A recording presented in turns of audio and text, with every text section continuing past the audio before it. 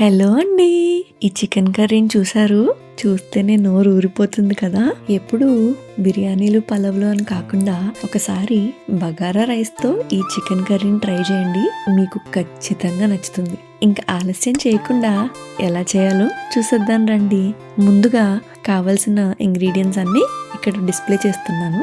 అలాగే మసాలా పేస్ట్ కోసం కొంచెం ధనియాలు, లవంగాలు, దాల్చిన చెక్క, ఎండు కొబ్బరి, గసగసాలు, అలాగే కొంచెం జీడిపప్పు వేసి మెత్తగా పేస్ట్ లా చేసుకోండి.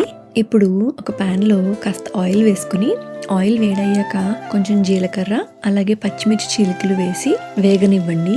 తర్వాత చిన్నగా తరిగిన ఉల్లిపాయలను వేసి కాస్త మగ్గనివ్వండి.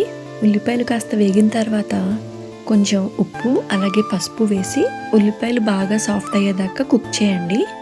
ఇప్పుడు అల్లం వెల్లుల్లి పేస్ట్ వేసుకుని బాగా పచ్చివాసన పోయేదాకా వేగనివ్వండి. తర్వాత తరిగిన టొమాటో ముక్కల్ని వేసి ముక్కలన్నీ బాగా సాఫ్ట్ అయ్యేదాకా మూత పెట్టి మగ్గించుకోండి.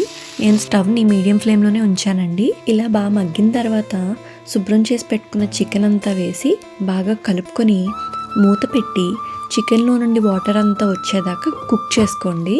ఇప్పుడు మీ టేస్ట్కి సరిపడా ఉప్పు, కారం, ధనియాల పొడి, కొంచెం గరం మసాలా వేసి బాగా కలుపుకొని మళ్ళీ మూత పెట్టి ఆయిల్ పైకి సెపరేట్ అయ్యే వరకు కుక్ చేయండి. ఇలా ఆయిల్ పైకి తేలుతున్నప్పుడు మనం ముందుగా చేసి పెట్టుకున్న పేస్ట్ వేసి ఇంకొక 5 minutes పాటు కుక్ చేయండి.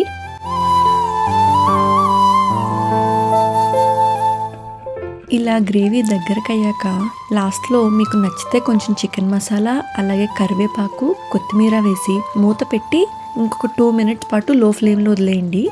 ఇలా మూత పెట్టడం వల్ల వాటి ఫ్లేవర్ చాలా బాగా పడుతుందండి.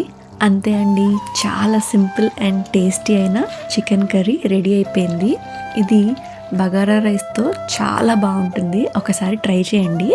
ఈ రెసిపీ కనుక మీకు నచ్చితే ఖచ్చితంగా నాకు కామెంట్స్లో షేర్ చేయండి.